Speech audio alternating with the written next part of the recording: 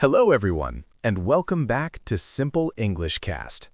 This is a calm, friendly place where you can improve your English by listening to real conversations about real life. I'm Alex, and I'm really happy you're here with us today. Hi, everyone. I'm Meera. Thank you so much for joining us. Maybe you're listening while walking, drinking tea, doing housework, or just relaxing for a few minutes. And wherever you are right now, we want you to feel comfortable. You don't need to understand every word. Just relax, listen, and let the English come to you slowly. Yes, this podcast is made especially for learners like you. We speak clearly, slowly, and naturally. And we talk with you, not at you. So, Meera, before we begin today's topic, I want to ask you something simple. How are you feeling today? Calm, busy, or a little tired? Honestly, a little tired, but in a good way.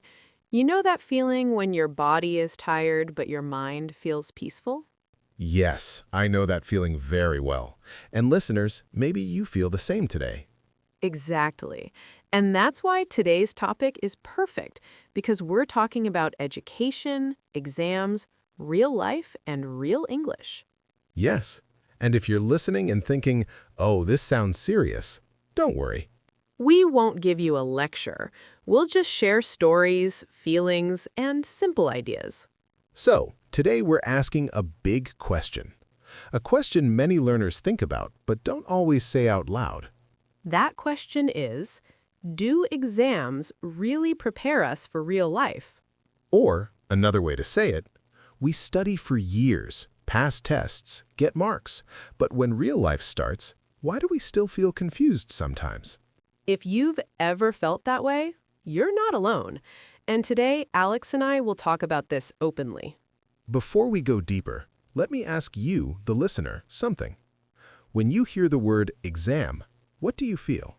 Do you feel nervous? Do you remember long nights of studying? Do you remember pressure, fear, or maybe even pride? Take a second. Think about one exam that stayed in your memory. Meera, when I hear the word exam, I see a classroom in my mind, rows of desks, a clock ticking loudly, and my heart beating very fast. That image feels very familiar. What were you most afraid of in exams, Alex? Honestly, I was afraid of forgetting everything. I would study for weeks, but in the exam room, my mind felt empty. That's such a common feeling. And listeners, if you're smiling right now, that's probably because you felt this too. For me, exams always felt like a performance, like I had to prove something in 3 hours. Prove what? That I was smart, that I was serious, that I was good enough. That's a heavy feeling to carry. Yes, and many students carry it silently. So, here's something interesting. Many people are very good at exams. They remember information. They write perfect answers. They get high marks. We often call them book smart. And being book smart is not bad at all. It means you can focus, remember, and understand theory. But life doesn't always ask exam questions. Life asks different questions, like, how do you explain your idea clearly? How do you talk to people? How do you handle mistakes? Listeners, let me ask you something honestly. Have you ever known what to say in English, but you couldn't say it at the right moment? Or you understood English when reading, but speaking felt scary? That's not a grammar problem. That's a real-life skill gap. A skill gap means the difference between what you know and what you can do in real situations. For example, someone may know English rules very well, but in a conversation, they feel nervous.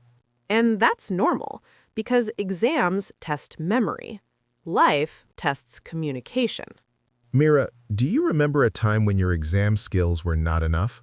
Yes, very clearly. In my first job, I had to speak in meetings. And how did that feel? Terrifying. I knew the topic, but my voice felt small. I couldn't think fast. That's such an honest experience. Listeners, if this sounds like your story, please remember one thing. You are not weak. You are learning. And learning real-life skills takes time, just like learning English. So let's pause here for a moment. Take a breath. Relax your shoulders. You're doing great just by listening. So let me ask you a deeper question now. Do you think exams are bad? That's a good question. And my honest answer is no. Exams are not bad. Exams give structure. They give direction. They tell students, this is what you need to study. And without exams, many people might never open a book. Exactly. Exams push us. Sometimes we need that push. Listeners, think about this. How many times did you study seriously because of an exam? Exams also teach discipline. You learn to sit, focus, and finish a task. You learn to manage time. You learn to work under pressure. And these are real skills. They are not useless. But the problem starts when exams become the only measure of success. Listeners, let me ask you something honestly. Have you ever felt that your marks decide your value? Like, if the mark is high, you feel proud, and if the mark is low, you feel small. That feeling is very common, but it can be dangerous.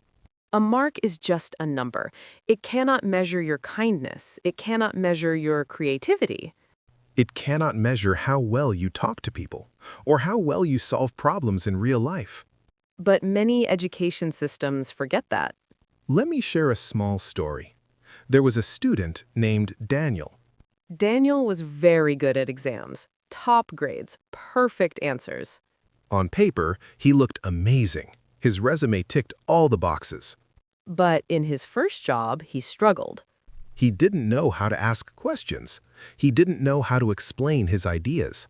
Not because he was weak, but because no one taught him those skills. That's where the idea of being street smart comes in.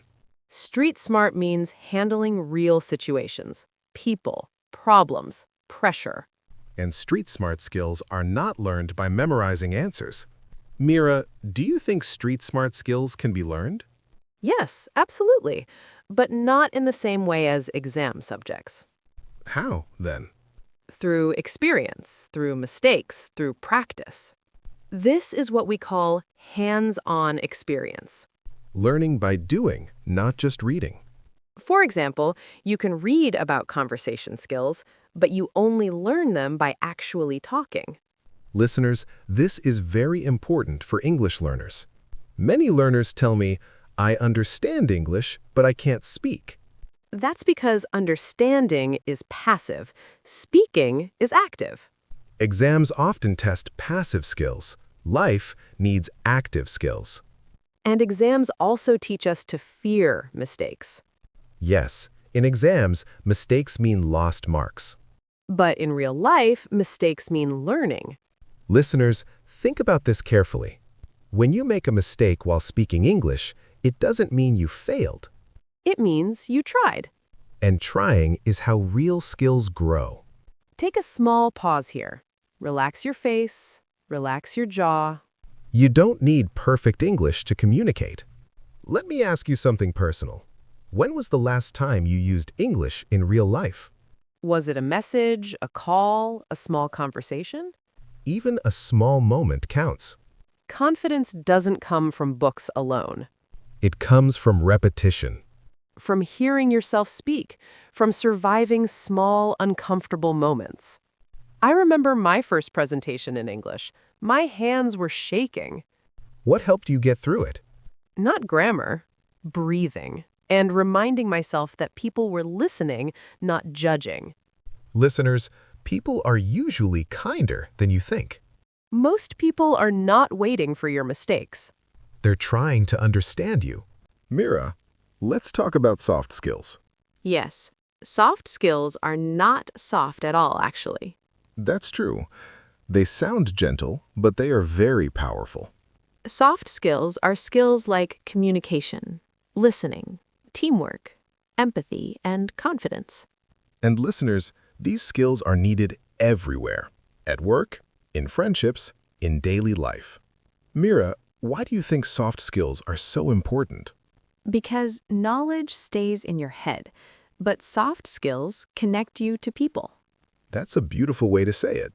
You can know many facts, but if you can't explain them clearly, people won't understand you. Let's give listeners an example. Okay, imagine two people, Oliver and Lucas. Oliver has strong technical knowledge. He knows his subject very well. But he speaks very fast. He doesn't listen. He gets impatient. Lucas knows less theory, but he listens carefully. He explains things simply. He asks questions. Who do you think people prefer to work with? Usually Lucas. Listeners, this is very important for your English journey. Good English is not only correct English. It is clear English. It is kind English. Meera, many learners say, "I'm afraid to speak because I'll make mistakes." Yes, I hear that all the time. Why is this fear so strong? Because school often teaches us that mistakes are bad. But in real life, mistakes are normal. In fact, mistakes are necessary. You don't learn to speak by being silent. Listeners, silence feels safe, but it doesn't help you grow. Let me share something personal. When I started speaking publicly, I was very nervous. What scared you the most? That people would think I was not smart. And what happened? Nothing bad. People listened. Some smiled. That's when I learned something important. What did you learn? People care more about your message than your mistakes. Another soft skill we should talk about is thinking on your feet. That means responding quickly in a new situation. And exams rarely train this skill. Life trains it. For example, someone asks you, "So, what do you do?" You don't have time to prepare a perfect answer. You just speak. And that's okay. Confidence is not something you wait for. It's something you build. One small step at a time. Here's a small tip for listeners. Every day, speak English for 2 minutes. Alone is fine. Talk about your day, your plans, your thoughts. You don't need big words. Simple words are powerful. Clear English is better than fancy English. Another important idea is transferable skills. These are skills you can use anywhere. Communication is a transferable skill. Listening is a transferable skill. I once met someone named Emily. Emily worked in customer service. Later, she changed careers. Her soft skills helped her succeed again. Listeners, your past experiences matter. Even small jobs teach big skills. Nothing is wasted. Let's slow down for a moment. Take a deep breath. You are learning at your own pace. Meera, many learners say, "I studied English for years, but real conversations feel different." Yes, because real-life English is not perfect English. People stop. They repeat. They change their sentences. And that's normal. Listeners, if you feel your English sounds slow or simple, that's okay. Real communication is about connection, not perfection. Let's imagine a simple daily situation. You're in a cafe. The server asks, "What would you like?" You don't need a long sentence. You can simply say, "Can I have a coffee, please?" That is real English. Small talk is another real-life skill. It's not about deep topics. It's about being friendly. For example, "It's busy today, isn't it?"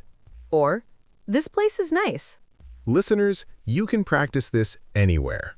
With neighbors, with colleagues, with classmates. Short and simple is enough. Now let's talk about English at work. Many people feel extra nervous in professional situations. Because they think English must sound very formal. But clarity is more important than complexity. Imagine your manager asks, "Can you finish this by Friday?" You don't need a perfect sentence. You can say, "Yes, I can finish it by Friday." Or, "I may need more time." Problem solving is a big real-life skill.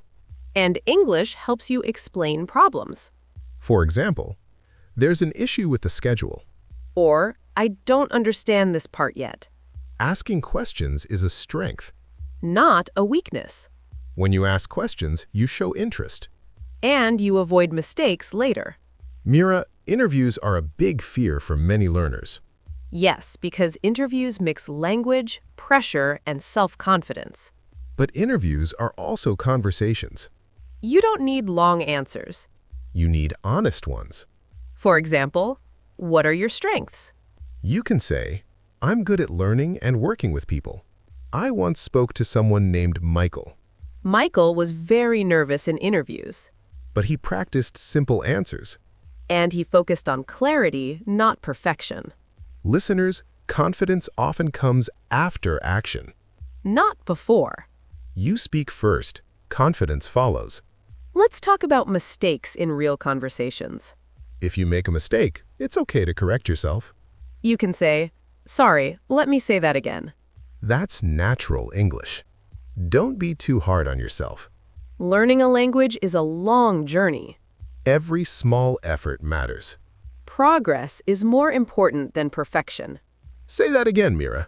Progress is more important than perfection. So, Meera, what do we mean by a word tour? A word tour means we take important words and phrases from today's conversation and explain them slowly with clear examples. Listeners, you don't need to memorize everything. If even 2 or 3 phrases stay with you, that's great. Let's start with book smart. Book smart describes someone who is good at studying, exams, and theory. A book smart person remembers information from books.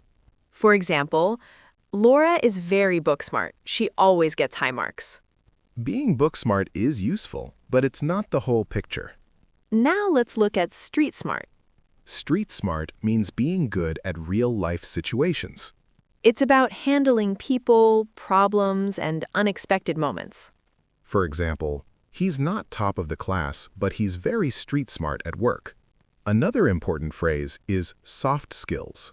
Soft skills are people skills. Skills like communication, listening, teamwork, and empathy. For example, companies care a lot about soft skills today. Hands-on experience means learning by doing. Not just reading or watching, but actually trying. For example, working in a shop gave her hands-on experience with customers. A skill gap is the difference between what you know and what you can do in real life. For example, my exam marks were good, but I had a skill gap at my first job.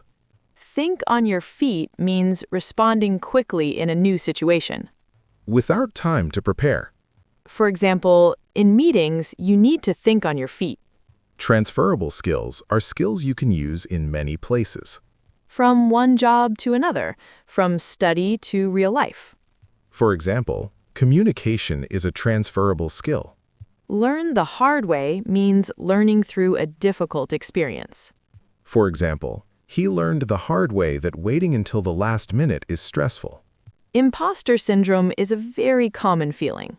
It's when you feel you're not good enough, even when your results say you are. For example, she had good skills, but she still felt imposter syndrome at work. So today, we talked about exams, real life, and English. We talked about why exams are useful but not complete. We talked about confidence, soft skills, and real-life English. And most importantly, we talked about you. Before we finish, we want to leave you with 2 simple questions. You can think about them quietly after this episode. First question, what is one skill I want to improve in real life? Second question, how can English help me with that skill? You don't need to be perfect. You just need to continue. Small steps matter. Every minute you listen is progress.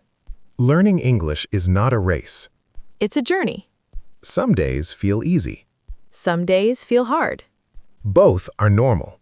If you enjoyed this episode, you can subscribe to Simple English Cast. And if you want to practice, try this. Write one simple sentence today. For example, one real-life skill I want to build is confidence.